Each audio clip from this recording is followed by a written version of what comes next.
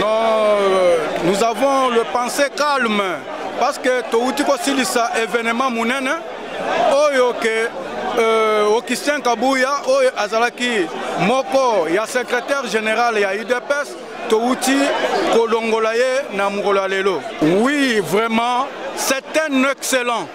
Na façon ya ko travailler na ye, vraiment je pense que IDPS a bien pensé pour nous couper Bisso Deo Bizibou comme secrétaire général.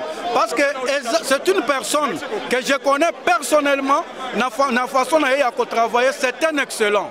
Bon, jusque-là, nous avons un conseil à couper ça y était. Hier, moi, ça déjà conseil.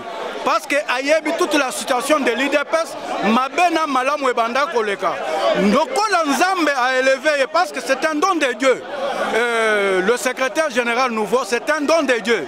Ça, je vous confirme bien avant qu'il va bien travailler et il va relever le défi de l'IDPS.